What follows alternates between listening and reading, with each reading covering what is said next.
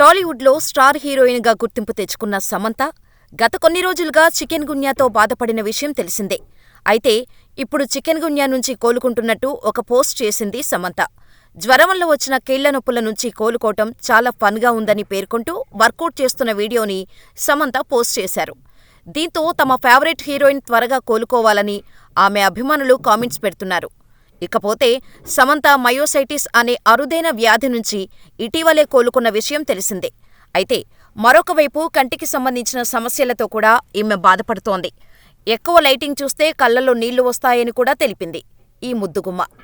ఒక సమస్య తర్వాత మరొకటి చుట్టుముట్టడంతో ఈమె అభిమానులు సమంత ఆరోగ్యంగా ఉండాలి అని ఆమె కోసం ప్రత్యేకంగా పూజలు కూడా చేస్తున్నట్టు సమాచారం. అంతేకాదు, సమంతపై అభిమానాన్ని చాటుకోటానికి ఒక అభిమాని ఏకంగా తన ఇంటి వద్ద సమంత కోసం గుడి కట్టి నిత్యం పూజలు చేస్తూ అభిమానాన్ని చాటుకుంటున్నారు. సమంత విషయానికి వస్తే ఏం మాయ చేశావే అనే సినిమా ద్వారా ఇండస్ట్రీలోకి అడుగుపెట్టిన సమంత ఆ తర్వాత బృందావనం, దూకుడు, ఈగ, ఎటో వెళ్లిపోయింది మనసు, సీతమ్మ వాకిట్లో సిరిమల్లె చెట్టు, అల్లుడు సీను, అత్తారింటికి దారేది ఇలా పలు చిత్రాలలో నటించి అతి తక్కువ సమయంలోనే తెలుగునాట ప్రముఖ హీరోయిన్గా పేరు దక్కించుకుంది. ఇక తెలుగుతో పాటు తమిళ్లో కూడా భారీ పాపులారిటీ అందుకున్న ఈమె 1987 ఏప్రిల్ 28న జోసెఫ్ ప్రభు, నినిట్టే ప్రభు దంపతులకు జన్మించింది. ఆమె తండ్రి తెలుగు, ఆంగ్లో ఇండియన్ కాగా తల్లి సిరియన్ మలయాళీ.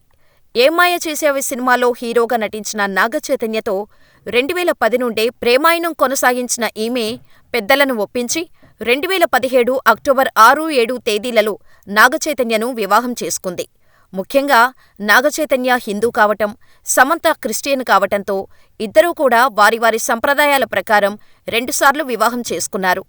ఇక టాలీవుడ్ స్టార్ కపుల్గా గుర్తింపు తెచ్చుకున్న ఈ జంట అనూహ్యంగా 2021 అక్టోబర్ 2న విడిపోతున్నట్టు ప్రకటించడంతో సమంతపై చాలామంది విమర్శించారు.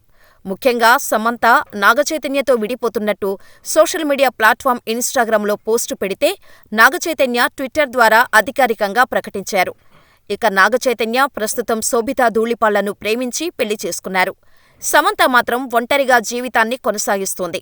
అంతేకాదు, బాలీవుడ్లోకి అడుగుపెట్టిన ఈ ముద్దుగుమ్మ ఇటీవలే సిటాడెల్ హనీ బన్నీ అనే వెబ్ సిరీస్లో నటించి మంచి పేరు తెచ్చుకుంది.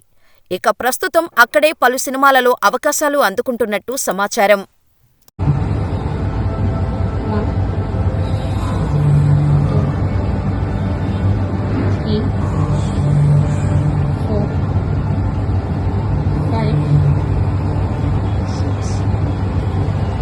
Seven.